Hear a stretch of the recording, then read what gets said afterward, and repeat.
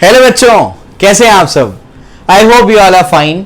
बच्चों, आज हम लोग सॉल्यूशंस के आगे के लेक्चर पे जा रहे हैं। सॉल्यूशंस में हमने अब तक क्या क्या सीखा हुआ है। सबसे पहले तो मैंने आपको टाइप्स ऑफ सॉल्यूशन, सॉल्यूशन का डेफिनेशन ये आपको बता दिया है।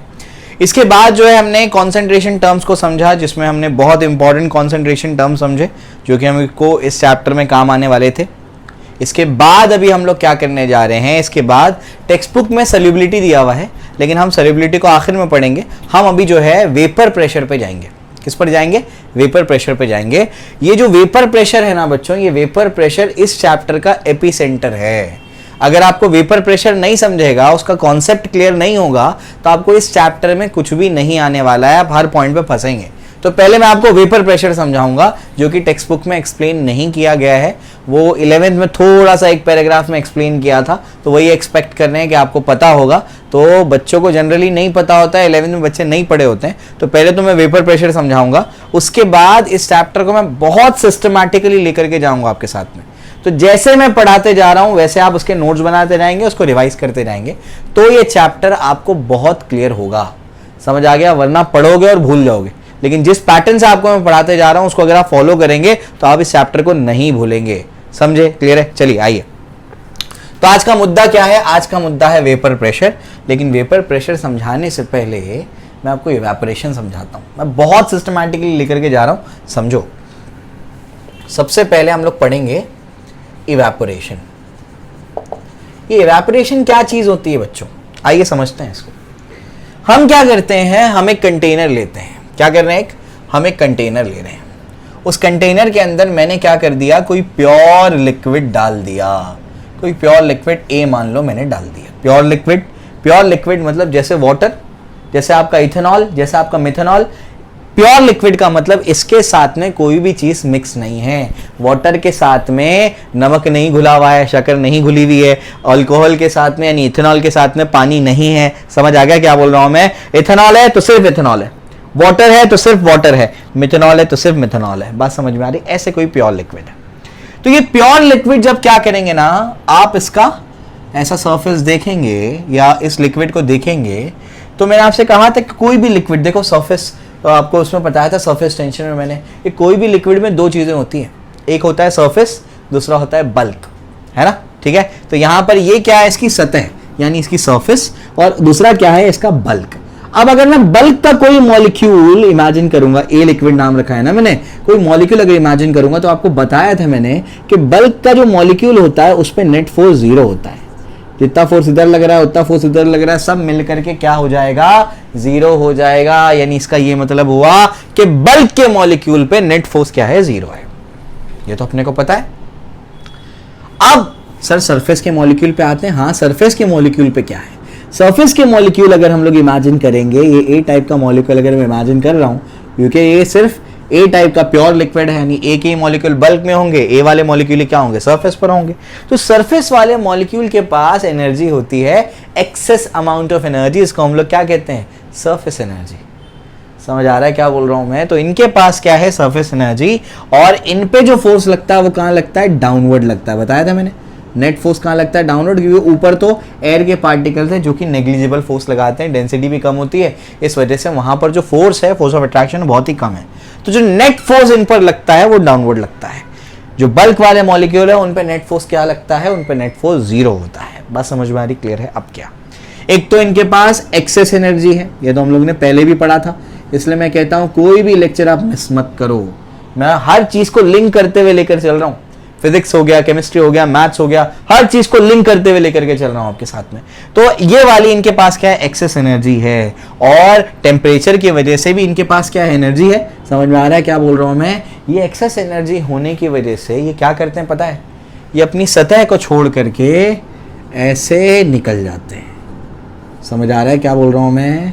इसको बोलते हैं कि लिक्विड के जो मॉलिक्यूल्स थे वो वेपोराइज हो गए। क्या हो गए? वेपोराइज हो गए, वो वेपर फॉर्म में चले गए।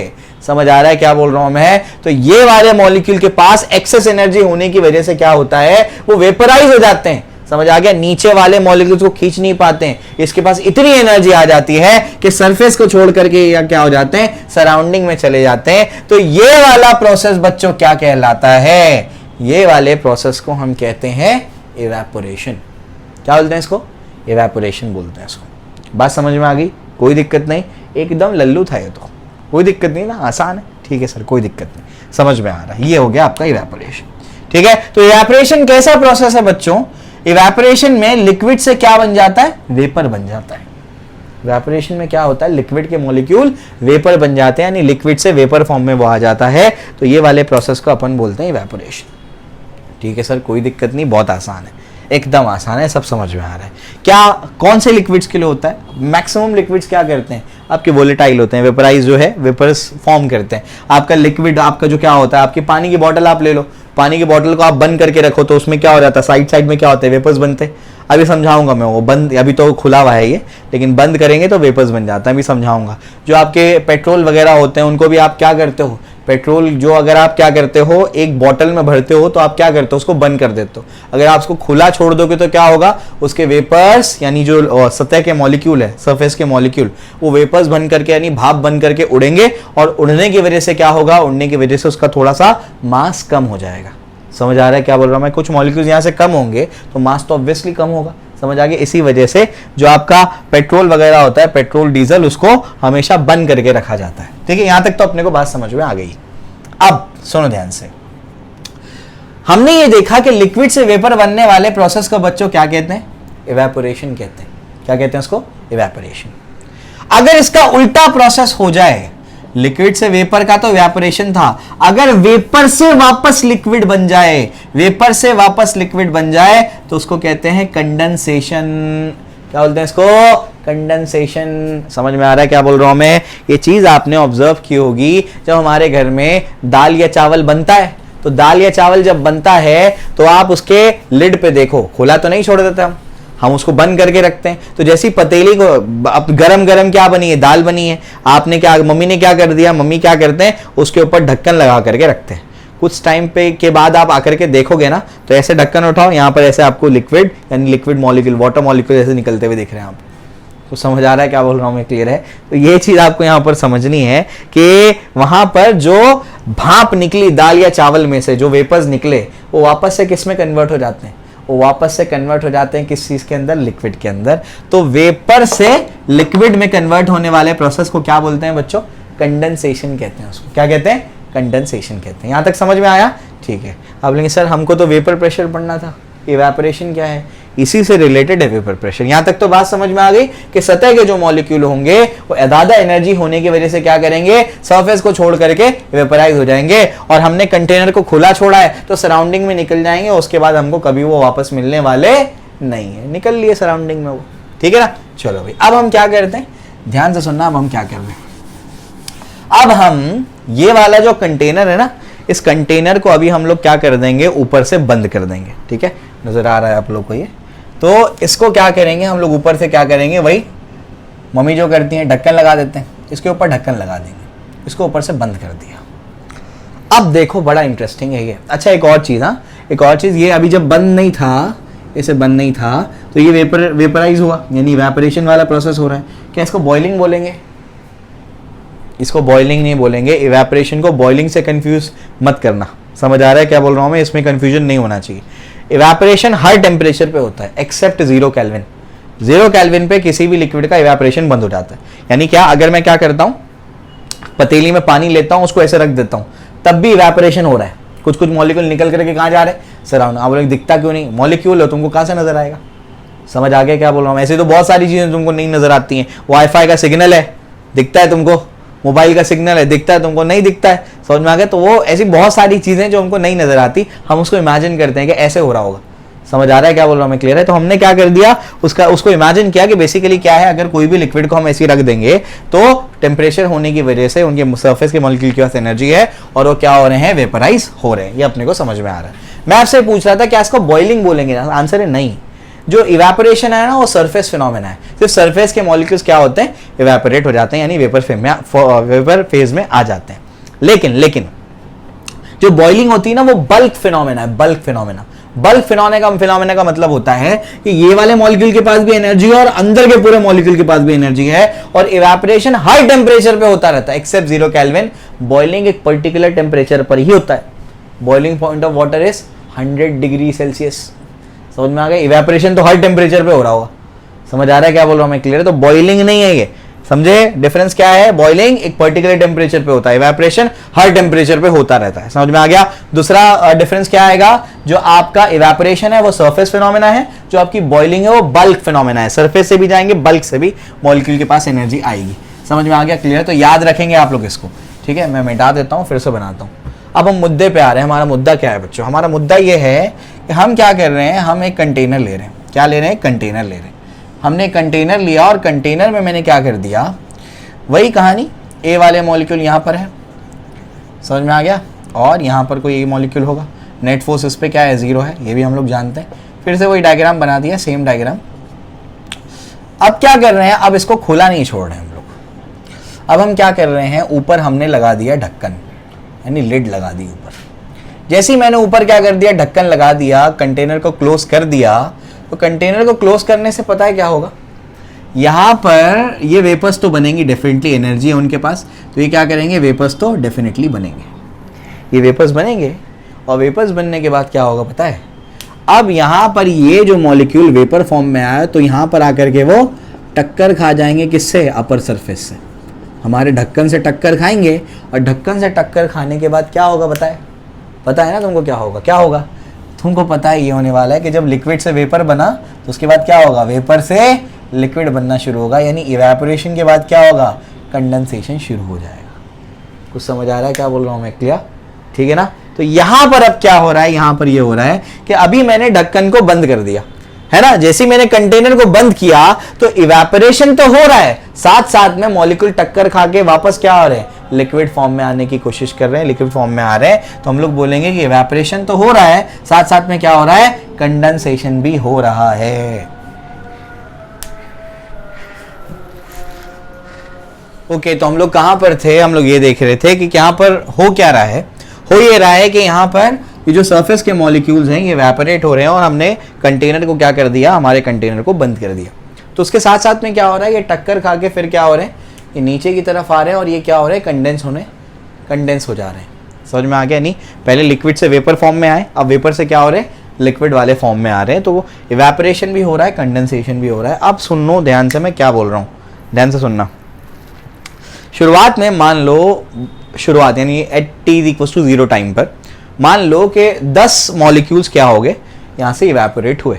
10 मॉलिक्यूल्स क्या हुए, इवेपोरेट। ध्यान से सुनना, 10 मॉलिक्यूल्स इवेपोरेट हुए।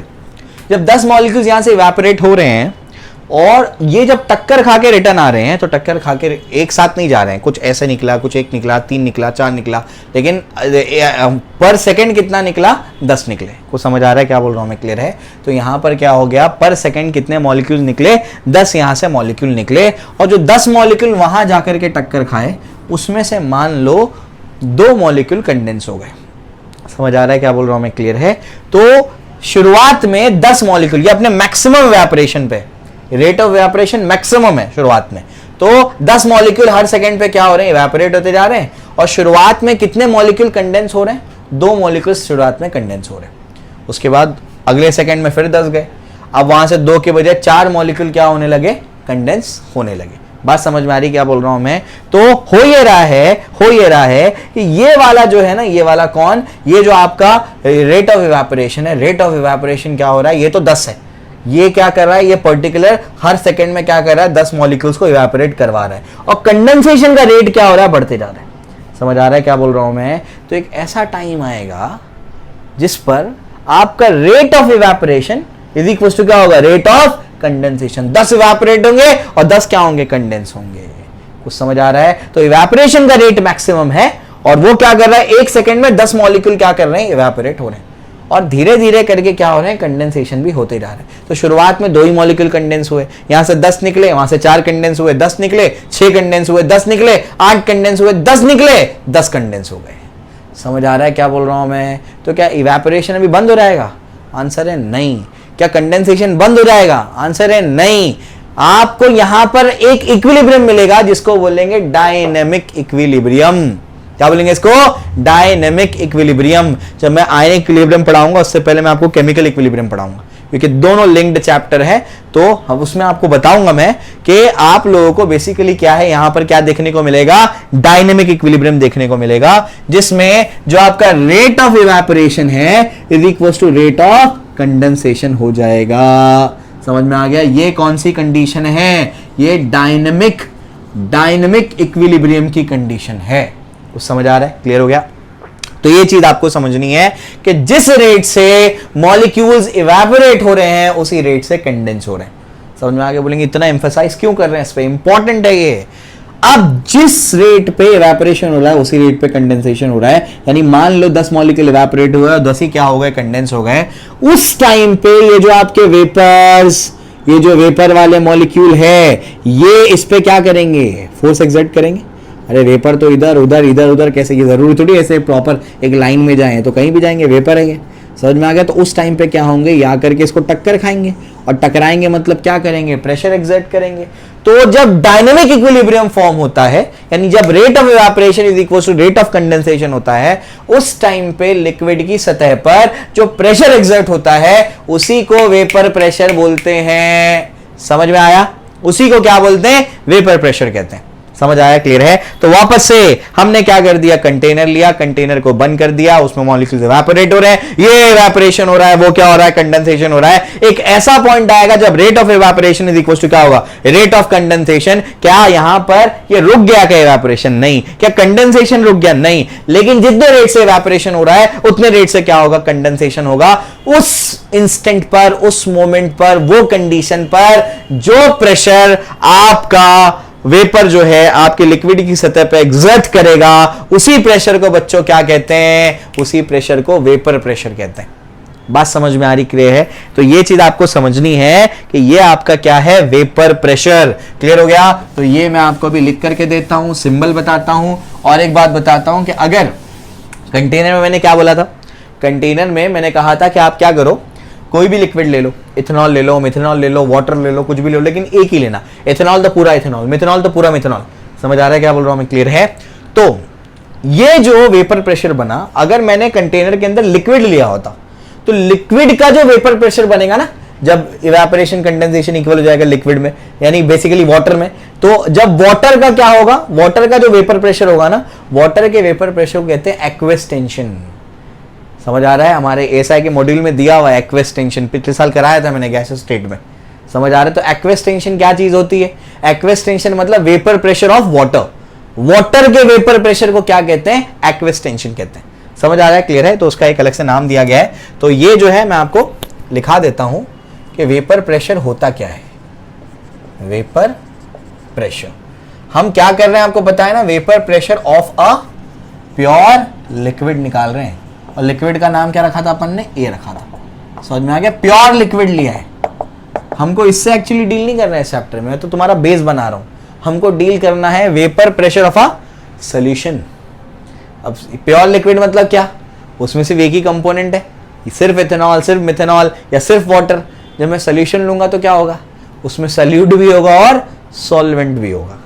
कुछ समझ आ गया? हमको उसका वेपर प्रेशर निकालना है, लेकिन पहले बेस तो बनाओ, ठीक है ना? चलो भाई, तो ये vapour pressure of a pure liquid, कोई प्योर लिक्विड का वेपर प्रेशर क्या होता है, ये होता है प्रेशर exerted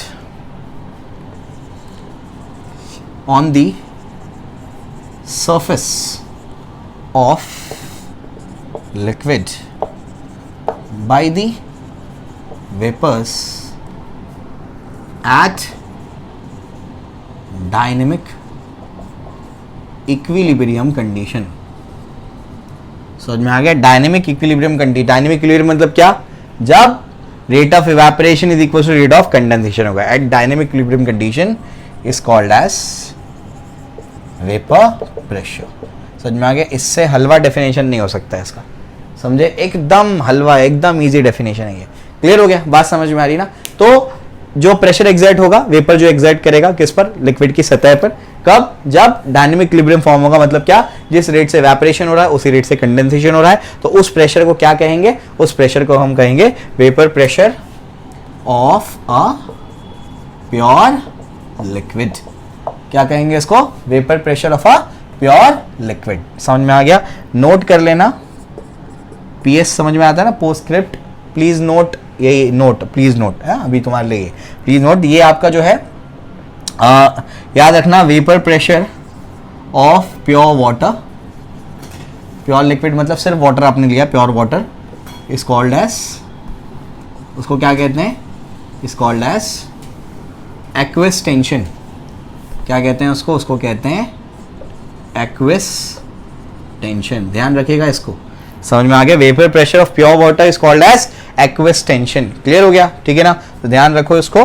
अब आगे बढ़ते हैं, आगे क्या है, इसका सिंबल समझा देता हूं मैं। Vapour pressure of pure liquid, इसका सिंबल क्या है, vapour pressure of pure liquid का सिंबल है, अब लिक्विड का नाम अपन ने क्या लिया था, ए, यहां पर लगेगा नॉट, इसको बोलेंगे पी नॉट ए। समझ में आ रहा है क्या बोल रहा हूं मैं, क्या लगेगा यहां पर, नॉट, नॉट यानी क्या, ये प्योर लिक्विड का है।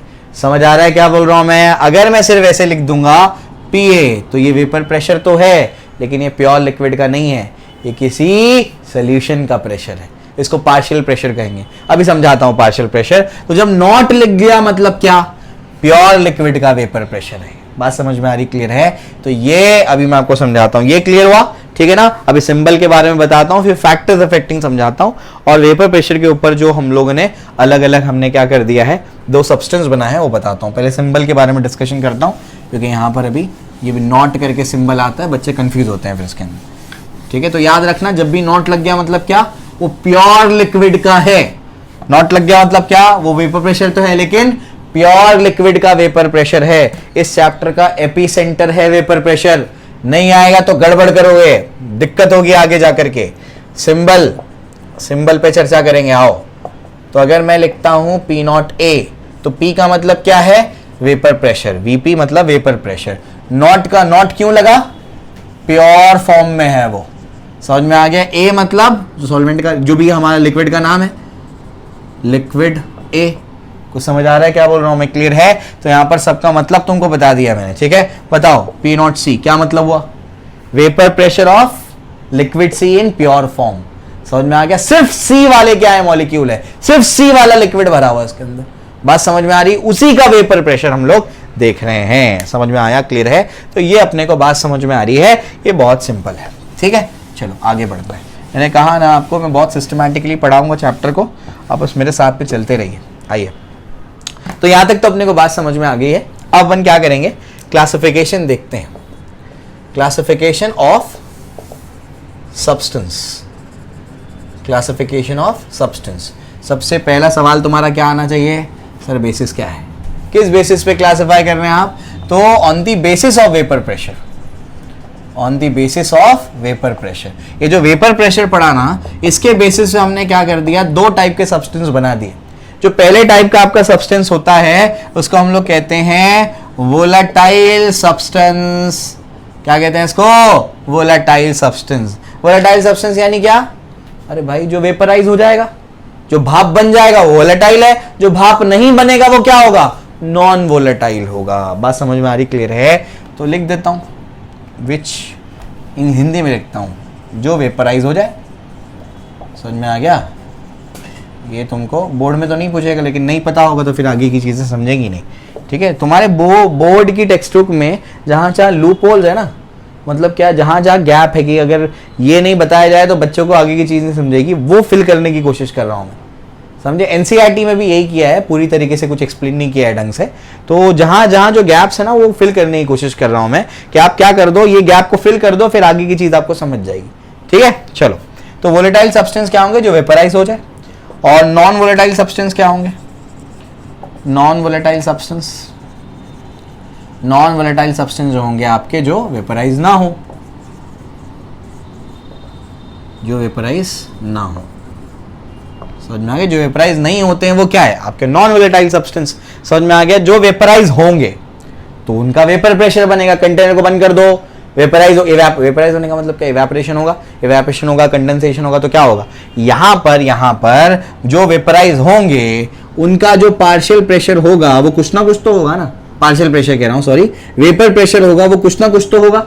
समझ आ रहा है क्या बोल रहा हूं मैं, तो it is not equal to 0 होगा, कुछ ना कुछ तो होगा ना, ये वेपराइज होगा, वोलेटाइल सब्सटेंस वेपराइज होगा, वेपराइज होगा तो वेपर बनेंगे, फिर कंडेंस भी होंगे, तो कुछ ना कुछ प्रेशर एग्जैक्ट तो करेंगे, तो कुछ ना कुछ क्या होगा, उसका वेपर प्रेशर बनेगा, तो कुछ ना कुछ बनेगा, मतलब 5 बनेगा, 10 बनेगा, तो 0 तो नहीं होगा, it is not equal to 0। तो याद रखना है वोलेटाइल सब्सटेंस के लिए P naught is not equal to 0। समझ में आ गया। नॉन वोलेटाइल सब्सटेंस जो वेपराइज ही नहीं होते, जब वो वेपराइज ही नहीं होगा तो आगे की कहानी होगी नहीं, जब आगे की कहानी होगी ही नहीं तो हम लोग बोलेंगे कि पी नॉट इसका क्या होगा, 0 होगा। समझ में आ गया, क्लियर है। प्रैक्टिकल पर्पस के लिए मानते हैं, वरना तो कुछ ना कुछ तो हर कोई वेपराइज होता है, लेकिन प्रैक्टिकल पर्पस के लिए हमारे सिलेबस के लिए हम ये मान लेंगे कि पी नॉट वोलेटाइल सब्सटेंस के लिए जो प्योर सब्सटेंस होगा उसका वेपर प्रेशर 0 होगा नॉन वोलेटाइल के लिए, और वोलेटाइल के लिए क्या होगा, प्योर सब्सटेंस का वेपर प्रेशर 0 नहीं होगा। क्लियर हो गया, समझ में आ गया। तो ये चीज आपको बता दी मैंने। तो 2 टाइप के सब्सटेंस होंगे, वोलेटाइल और नॉन वोलेटाइल। जो वेपर बनाएंगे वो वोलेटाइल, जो नहीं बनाएंगे वो नॉन वोलेटाइल। ठीक है, ये कंडीशन मैथमेटिकल याद रखना। फिजिकल केमिस्ट्री पढ़ रहे हैं तो फिजिक्स और मैथ्स का यूज होता है इसमें। समझ में आ गया, आपको फिजिक्स भी लगेगा, मैथ्स भी लगेगा। ठीक है, क्लियर हो गया। चलो भाई, ऑर्गेनिक थोड़ी है जो रट्टा मार लो, फिजिकल है ना, कंसेप्ट है, कंसेप्चुअल है। आओ आगे बढ़ते हैं। आगे क्या है, इसके बाद का मुद्दा है वो है फैक्टर्स अफेक्टिंग वेपर प्रेशर। क्या मुद्दा है, फैक्टर्स अफेक्टिंग वेपर प्रेशर। कौन कौन से फैक्टर हैं जो वेपर प्रेशर को अफेक्ट करते हैं, यानी जिनके वजह से वेपर प्रेशर बदल जाता है। समझ आया, क्लियर है। चलो भाई, तो ये अभी अपने को समझना है, इसको थोड़ा सा हम लोग समझने की कोशिश करते हैं। जिसमें सबसे पहला है वह है नेचर ऑफ लिक्विड। सबसे पहली चीज क्या है, नेचर ऑफ लिक्विड। लिक्विड बदल दोगे तो वेपर प्रेशर बदल जाएगा। वाटर का वेपर प्रेशर अलग होगा, इथेनॉल का वेपर प्रेशर अलग होगा, मिथेनॉल का वेपर प्रेशर अलग होगा। समझ आ गया, बहुत सिंपल सी बात है। समझ में आ गया। तो नेचर ऑफ लिक्विड पे डिपेंड करता है, तो ये चीज आप लोग याद रखेंगे कि depends on nature of liquid. ठीक, क्लियर हो गया, ध्यान रखो इसको। ठीक है ना, ध्यान सुनो मैं क्या बोल रहा हूं। Liquids having high intermolecular force of attraction, IMFOA, intermolecular force of attraction, have less tendency to vaporize। क्या मतलब हुआ, अरे भाई इनके इंटरमोलिकुलर फोर्स ऑफ अट्रैक्शन ज्यादा है, तो इसका मतलब क्या, इन मॉलिक्यूल्स के बीच में क्या होगा, फोर्स ऑफ अट्रैक्शन ज्यादा होगा, ये ज्यादा जोर से इसको खींच करके रखेंगे। जब ज्यादा जोर से खींच करके रखेंगे तो इनके वेपराइज होने की टेंडेंसी कम होगी। तो समझ आ रहा है क्या बोल रहा हूं मैं, क्लियर है। तो ये चीज आपको याद रखनी है कि जिन लिक्विड्स में intermolecular force of attraction high होता है उनमें वेपराइज करने की टेंडेंसी कम होती है, वो कम वेपराइज कर पाएंगे। समझ में आ गया, क्लियर है। तो लो होती है, याद रखना है इसको। ठीक है, नेचर ऑफ लिक्विड पे डिपेंड करता है। ठीक है, क्लियर हो गया। चलो भाई, ये सारे पॉइंट्स कवर कर रहा हूं मैं एंट्रेंस वाले पॉइंट्स के हिसाब से, एंट्रेंस के हिसाब से। समझ में आ गया, क्लियर है। आपकी टेक्स्ट बुक में दिया नहीं है, लेकिन जब क्वेश्चंस आप पीछे से करोगे आपको मेरे सारे पॉइंट्स काम आते हैं। ये सारे पॉइंट आप छोड़ दो, फिर क्वेश्चन आपको समझ में आते नहीं है। इस वजह से कोई पॉइंट में मिस नहीं कर रहा हूं, मैं सारे पॉइंट्स आपके लिए कवर करते जा रहा हूं। ठीक है, चलो भाई, सेकंड चीज, सेकंड क्या है, सेकंड है आपका टेम्परेचर। टेम्परेचर के साथ में बताओ क्या होगा, टेम्परेचर के साथ में, टेम्परेचर के साथ में बताओ वेपराइजेशन या वेपर प्रेशर बढ़ेगा घटेगा, बोलो। टेम्परेचर बढ़ा तो क्या होगा, टेम्परेचर बढ़ा तो मॉलिक्यूलर एनर्जी ज्यादा आई तो ज्यादा वेपर बनेगा, मतलब वेपर प्रेशर ज्यादा होगा। तो अगर टेम्परेचर बढ़ेगा तो काइनेटिक एनर्जी ऑफ मॉलिक्यूल्स भी बढ़ेगी। अगर ये बढ़ेगा तो हम क्या बोलेंगे, वेपर बनने की टेंडेंसी बढ़ेगी, मतलब वेपर प्रेशर इंक्रीज हो जाएगा। टेम्परेचर घटने पर वेपर प्रेशर डिक्रीज हो जाएगा। तो vapour pressure depends on temperature. समझ आ गया, vapour pressure depends on temperature, ये टेम्परेचर पे डिपेंड करता है। बात समझ में आ रही, क्लियर है। तो ये 2 चीजें याद रखेंगे जिनके वजह से आपका वेपर प्रेशर चेंज हो जाता है। ठीक है ना, किन चीजों पे डिपेंड नहीं करता वो भी बता देता हूं मैं, वो आगे जाके नोट में लिखा देता हूं। तो ये क्लियर हो गया होगा मेरे हिसाब से। चलो आगे बढ़ते हैं। आगे क्या है, ये सब MCQ वगैरह में काम आ जाएगा तुमको, तो ये काम की चीज है ये। ठीक है, चलो आओ आगे बढ़ते हैं। आगे क्या है, इसके बाद जो इसमें नोट करके लिखना, please note, vapour pressure does not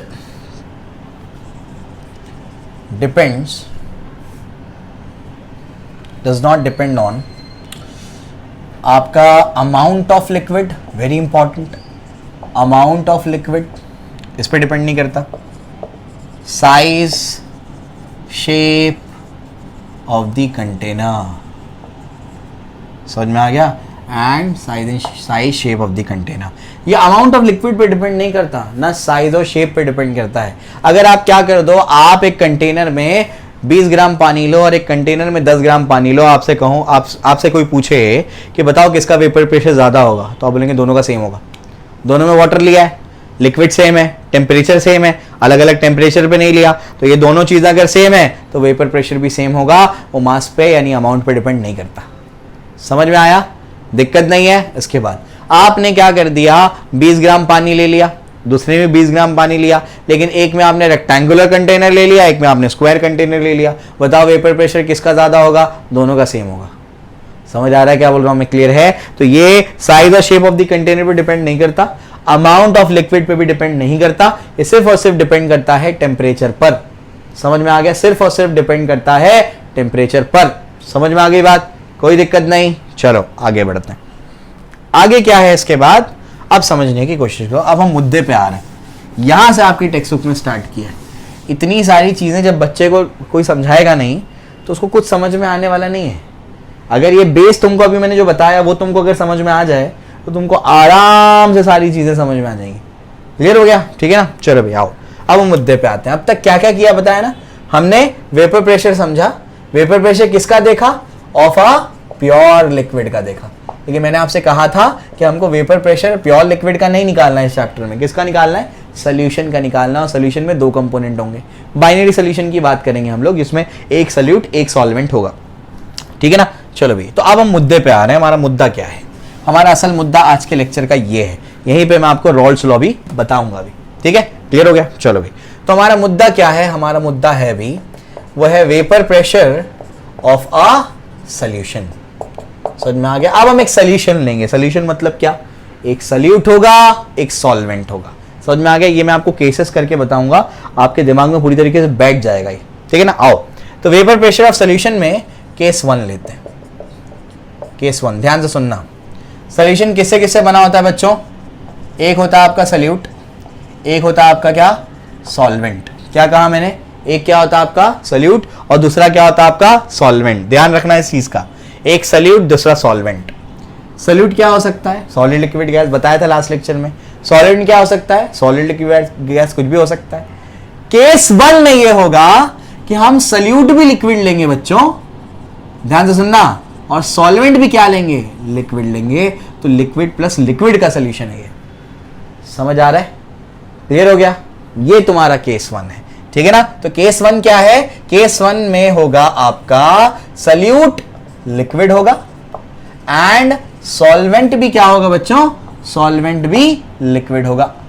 समझ में आ रहा है, क्लियर है। तो इस चीज को आपको याद रखना है कि सोल्यूट भी लिक्विड है, सॉल्वेंट भी क्या है आपका, लिक्विड है। क्लियर होता है। चलो आगे बढ़ते हैं।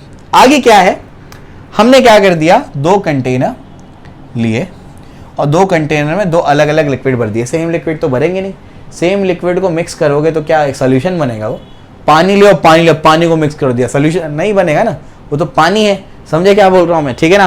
तो मान लो एक में मिथेनॉल ले लिया, एक में इथेनॉल ले लिया, मान लो। समझ में आया, क्लियर है। तो एक में आपने क्या कर दिया, एक में आपने ऐसे लिया भाई, एक में आपने लिया मिथेनॉल। क्या कर दिया, एक में आपने मिथेनॉल ले लिया, मिथेनॉल ले लिया। समझ में आ गया। ए भी करके करते हैं, थोड़ा सा आसान होगा, ठीक है। ए वाले मॉलिक्यूल, ठीक है, आप समझ जाना कि मिथेनॉल लिया हुआ है मैंने, ठीक है ना।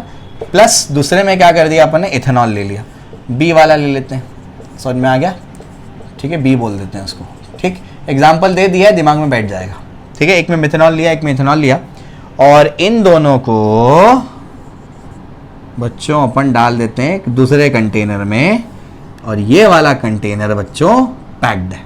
तो इसके अंदर क्या है बताओ, इसके अंदर ए के भी मॉलिक्यूल होंगे, बी के भी मॉलिक्यूल होंगे। एक ए वाला है, एक बी वाला है, एक ए वाला है, एक बी वाला है। समझ में आ गया, अलग अलग होंगे ना भाई, ऐसा कुछ है। तो समझ में आ गया, कहीं पर यहाँ पर ए है और कहीं पर यहाँ पर बी है, कहीं पर यहाँ पर ऐसे ए है, कुछ इस तरीके से है। समझ में आ गया, क्लियर है। तो अपन ने क्या कर दिया, एक में लिया मेथनॉल मान लो, एक में लिया इथेनॉल, दोनों को मिक्स कर दिया और उसके बाद अपने को पता है क्या होने वाला है, यहां पर होगा ये कि ये भी इवेपोरेट होगा। क्यों, सतह के मॉलिक्यूल है, सोल्यूशन बन गया ना। ये एक सल्यूट एक सॉल्वेंट मिला दिया तो क्या बन गया, सोल्यूशन बन गया। और यहां पर सरफेस पे तो ए और बी दोनों के मॉलिक्यूल होंगे, क्योंकि सोल्यूशन बना ना वो, इसका मतलब यहां पर सतह पे सिर्फ ए के नहीं होंगे, सिर्फ बी के नहीं होंगे, ए और बी दोनों के मॉलिक्यूल होंगे। और अपने को पता है कि मॉलिक्यूल जो सरफेस पे होते हैं उनके अंदर एनर्जी ज्यादा है, तो ये क्या करेंगे, इवेपोरेट करेंगे, उसके बाद कंडेंस भी होंगे। कुछ समझ आ रहा है, इवेपोरेट करेंगे, कंडेंस भी होंगे और यहां पर क्या आ जाएगा, वेपर प्रेशर आ जाएगा। बात समझ में आ गई, कोई दिक्कत नहीं, बहुत आसान, ठीक है। चलो ये अपने को समझ में आता है। तो अपन ने केस 1 में क्या लिया, सॉल्यूट भी लिक्विड लिया, सॉल्वेंट भी लिक्विड लिया, दोनों को मिक्स कर दिया, उससे जो वहां पर वेपर प्रेशर बना उसको अपन ने क्या बोल दिया, मान लो पीटी बोल दिया, total vapour pressure. Total vapour pressure क्यों, अभी समझाता हूं मैं, ये समझने की कोशिश करो। ये वाले जो मॉलिक्यूल ए वाले हैं ये ऊपर जाएंगे और मॉलिक्यूल बी भी तो ऊपर जाएंगे, समझ में आ गया। फिर ए वाले ऊपर जाएंगे, बी वाले भी ऊपर जाएंगे, समझ आ रहा है क्या बोल रहा हूं मैं। तो यहां पर बच्चों जो टोटल प्रेशर लगेगा, वो टोटल प्रेशर किसके किसके वजह से लगेगा, प्रेशर ड्यू टू ए वाले molecule plus pressure due to B वाले मॉलिक्यूल। समझ आ रहा है क्या बोल रहा हूं मैं। तो अगर मैं क्या करता हूं, सिर्फ ए वाले मॉलिक्यूल को कंसिडर करता हूं, उसके प्रेशर को कंसिडर करता हूं, उसके वेपर प्रेशर को, तो इसको हम लोग बोलेंगे पार्शियल प्रेशर। क्या बोलेंगे इसको, पार्शियल प्रेशर। तो समझ आ रहा है क्या बोल रहा हूं मैं, कि यहां पर टोटल वेपर प्रेशर तो आपको समझ में आ रहा है। टोटल वेपर प्रेशर किसके किसके वजह से बना है, ए के वजह से भी और बी की वजह से भी, समझ में आ रहा है, क्लियर है। तो ए के मॉलिक्यूल भी प्रेशर एक्सर्ट कर रहे होंगे और बी के मॉलिक्यूल भी प्रेशर एक्सर्ट कर रहे होंगे। सतह पे दोनों के मॉलिक्यूल थे, तो दोनों के मॉलिक्यूल इवेपोरेट है, दोनों कंडेंस हुए और दोनों के दोनों क्या कर रहे हैं, सरफेस पे क्या कर रहे हैं, प्रेशर एक्सर्ट कर रहे हैं, उसको हम लोग वेपर प्रेशर बोलेंगे। वो टोटल वेपर प्रेशर हमारा, ठीक। तो ए के मॉलिक्यूल जो वेपर प्रेशर एक्सर्ट कर रहे हैं और बी के मॉलिक्यूल जो वेपर प्रेशर एक्सर्ट कर रहे हैं वो दो अलग अलग है। तो ए के मॉलिक्यूल के वेपर प्रेशर है को हम कहेंगे partial pressure of A, B वाले मॉलिक्यूल के वेपर प्रेशर को क्या बोलेंगे, partial pressure of molecule B. कुछ समझ आया, क्लियर है। तो जो इंडिविजुअल प्रेशर है ना उसको क्या बोलेंगे, पार्शियल प्रेशर। कुछ समझ में आया, क्लियर है। तो ये आपको समझ में आ रहा होगा। अब मैं क्या करता हूं, आपको इसमें आगे लेकर के चलता हूं। अब रॉल्स लॉ क्या कहता है, मैं उस पर आपको लेकर के चल रहा हूं, यही आपको समझाना। पार्शियल प्रेशर क्लियर हुआ, इंडिविजुअल ए का प्रेशर, ए का vapour pressure partial pressure of A, B का vapour pressure partial pressure of B, PT दोनों के वेपर प्रेशर, दोनों के पार्शियल प्रेशर को मिला करके, पार्शियल प्रेशर मतलब वेपर प्रेशर को मिला करके वो क्या हो जाएगा, आपका टोटल प्रेशर हो जाएगा। समझ में आया, क्लियर है। तो ये चीज याद रखना कि अगर टोटल प्रेशर 10 है और ए का प्रेशर मान लो 6 है और बी का प्रेशर 4 है, समझ में आ गया, टोटल प्रेशर 10 है, ए का प्रेशर 6 है, बी का प्रेशर 4 है, तो ये क्या है, पार्शियल प्रेशर ऑफ ए, ये क्या है, पार्शियल प्रेशर ऑफ बी। तो समझ में आएगा, ये क्या है भाई, ये टोटल प्रेशर है। समझे, क्लियर हुआ। चलो आगे बढ़ते हैं। आगे क्या, अब देखो ध्यान से, अब क्या है इसके बाद, बड़ा इंटरेस्टिंग है, बिल्कुल भी घबराने का नहीं, बहुत ईजी है। यहां तक तो अपने को समझ में आ गया।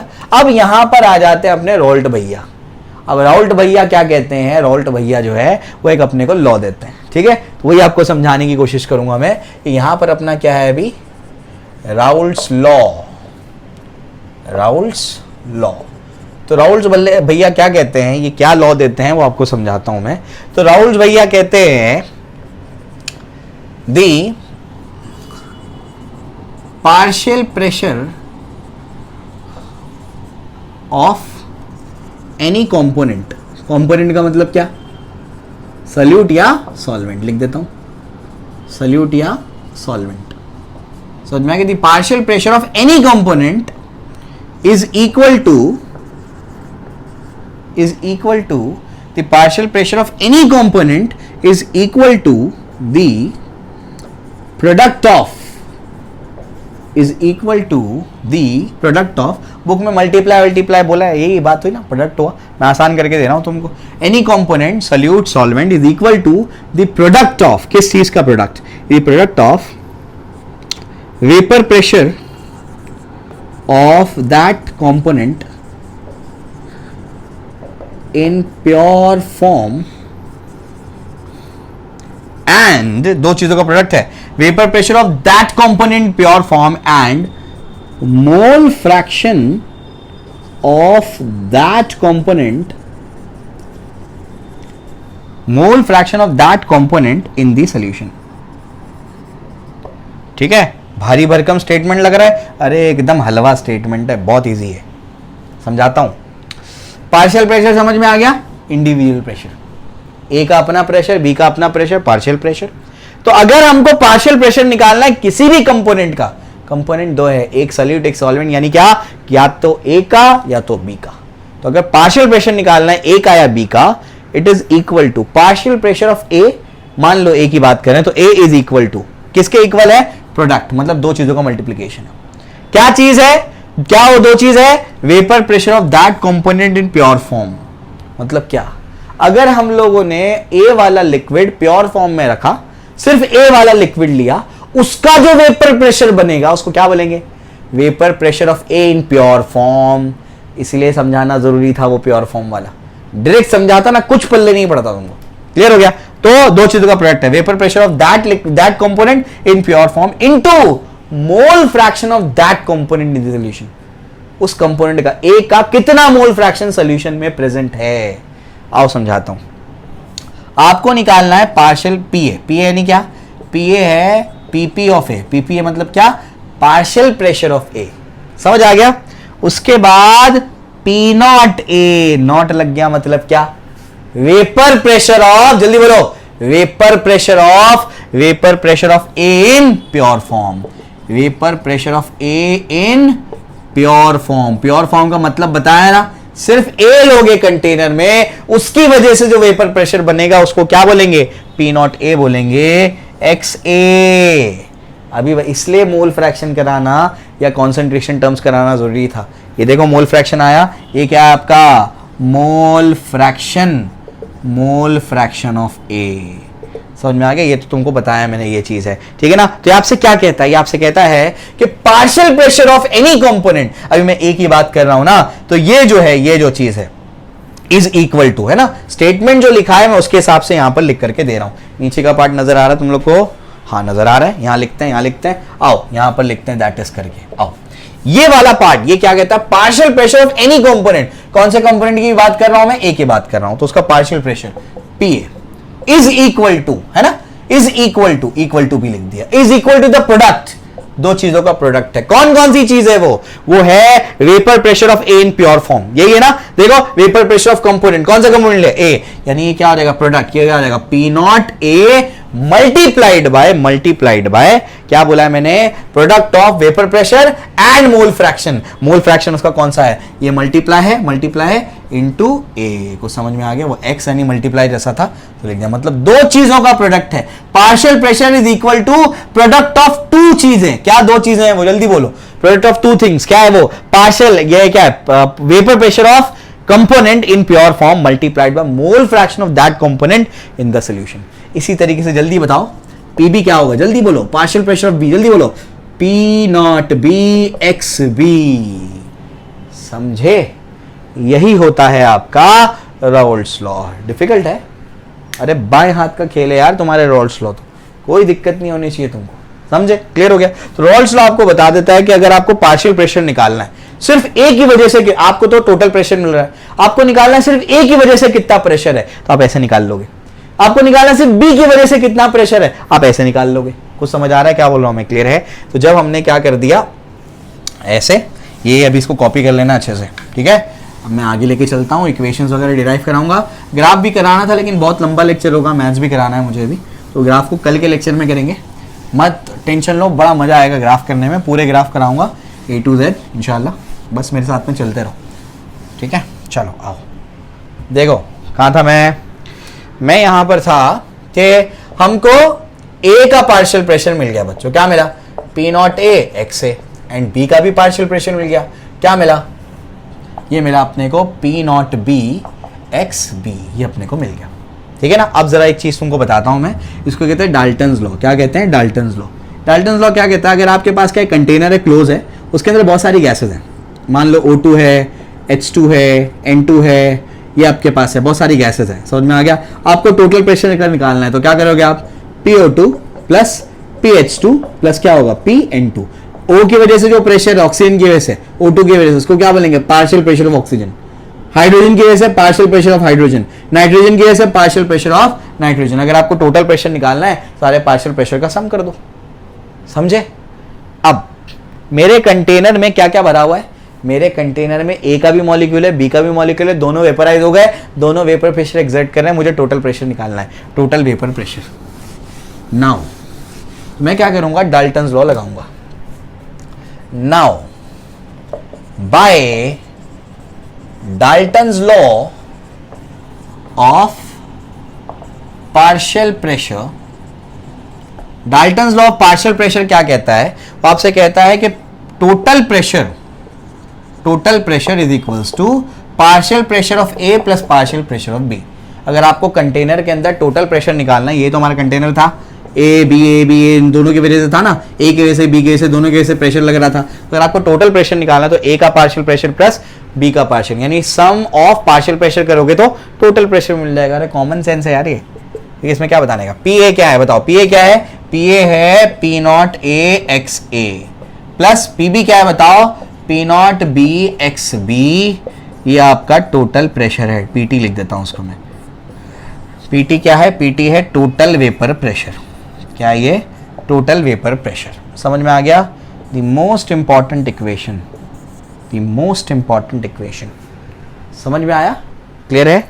अभी कहानी खत्म नहीं हुई है, ये तो बहुत आसान है। ये कौन सा अभी फिजिक्स के जैसा हाई फंडो अपन ने क्या कर दी, इसमें मैथमेटिक्स लगा दी, तो बहुत इजी है ना। चलो भाई आगे चलते।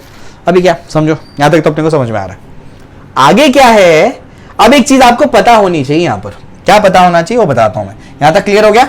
अब मैं इसको और मॉडिफाई करूंगा, आपके 90% प्रॉब्लम तो इससे सॉल्व होंगे, कुछ में आपको क्या करना पड़ेगा, मॉडिफिकेशन करना पड़ेगा। मैं समझाता हूँ आपको, देखो ध्यान से कैसे मॉडिफाई करोगे, समझाता हूँ। देखो ध्यान से, एक चीज आपको पता होनी चाहिए, हम लोग लिख देते हैं, वी नो दैट। वो ये है, मुझे बताओ मोल फ्रैक्शन लिखना सिखाया था मैंने, कैसे लिखोगे, Na upon number of moles of component divide by total number of mole. इसलिए कहता हूँ पूरा देखा करो लेक्चर, अगर नहीं देखोगे पूरा तो फिर तुम लोगों को गड़बड़ होगी, है ना। अब मैं बोलता हूँ XA प्लस XB करो। XA क्या है बताओ, है ना, XA क्या है, Na upon Na plus NB plus XB क्या है, NB upon Na plus NB। समझ में आ गया। Na प्लस, ये देखो दोनों का डिनोमिनेटर सेम है, एक डिनोमिनेटर पे लिख दो, बेसिक मैथ्स इतना तो आता होगा। Na प्लस NB दोनों कट गए, क्या बचा, यानी XA प्लस XB क्या होगा, 1 होगा। जितने भी कंपोनेंट होते हैं ना सोल्यूशन में, उन सब के आप मोल फ्रैक्शन को ऐड करो, हमेशा 1 आएगा। 2 कंपोनेंट, 5 कंपोनेंट, 1000 कंपोनेंट, हमेशा क्या आएगा, 1 आएगा। तो ये याद रहेगा, XA प्लस XB क्या होता है, 1 होता है। प्रूफ करके बता दिया मैंने, अब मैं यूज करूंगा इसको। हम क्या जानते हैं, हम जानते हैं कि XA प्लस XB क्या होता है, 1 होता है, ये हम जानते हैं, ठीक है ना। Therefore PT क्या मिला है बताओगे जरा, P not A XA plus P not B XB, है ना। चलो XA को चेंज करो बाबू, क्या होगा XA, बोलो 1 माइनस XB होगा। तो क्यों ना हम XA की जगह क्या लिख देंगे, 1 माइनस XB लिख देंगे। तो P नॉट A और ये हो जाएगा 1 minus XB plus P not B XB। यहां पर P नॉट A को अंदर भेजो, अंदर मल्टीप्लाई करोगे तो बताओ जल्दी से क्या होगा, P नॉट A, उसके बाद P not A XB plus B not B XB। समझ में आ गया। क्या कॉमन आ जाएगा, ये तो टोटल प्रेशर है, ये तो टोटल प्रेशर है, क्या कॉमन आ जाएगा, P नॉट A वैसे का वैसे ही। यहाँ पर XB को चुपचाप कॉमन ले लो, प्लस XB कॉमन ले लिया मैंने, अंदर क्या बच जाएगा, प्लस लिया है ना, तो अंदर की साइन वैसी की वैसी रहेगी। तो P not B minus P not A।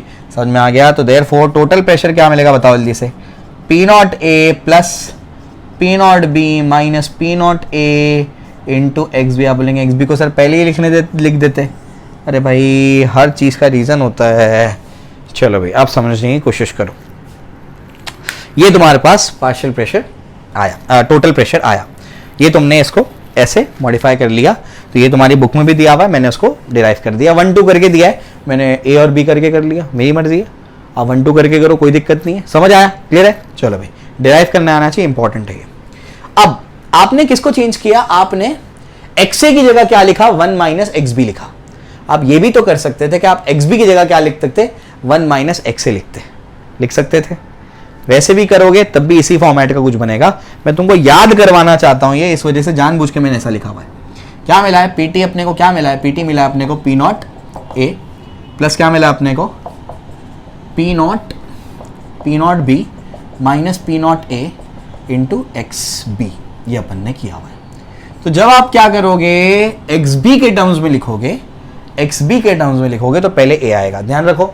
जब आप XB के टर्म्स में लिखोगे तो पहले A आएगा, जब आप XA के टर्म्स में लिखोगे तो पहले क्या आएगा, B आएगा। समझाता हूं मैं, देखो XB के टर्म्स में लिखोगे तो पहले क्या आएगा, P नॉट A आएगा, A B, समझ आया। सिमिलरली अगर तुम ऐसे करते, XB is equals to 1 minus XA put करते, तो बताओ PT क्या आता, जल्दी बताओ PT क्या आता, P नॉट B प्लस, बोल जल्दी से क्या होगा, जल्दी से यहां पर क्या करना पड़ेगा, ये पहले आया, उसके बाद क्या होगा, P नॉट A माइनस क्या होगा, बोल जल्दी से P नॉट B, और ये क्या होगा, XA।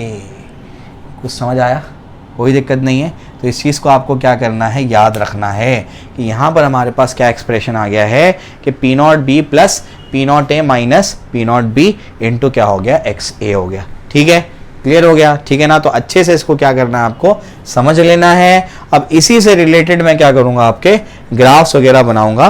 तो वो ग्राफ्स जो है वो आपको क्या करने हैं, ग्राफ्स जो हैं वो आपको अगले लेक्चर में समझने हैं, जो इसी से मैं क्या करूंगा, आगे कंटिन्यू करूंगा।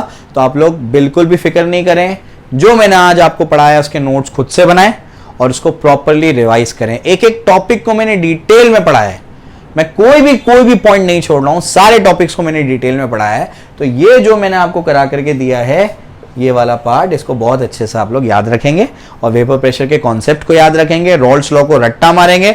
देखो रटना बुरी बात नहीं है, बिना समझे रटना बुरी बात है। अब समझ गया ना, अब तो तुमको याद करना और इसको एग्जाम में लिखना है।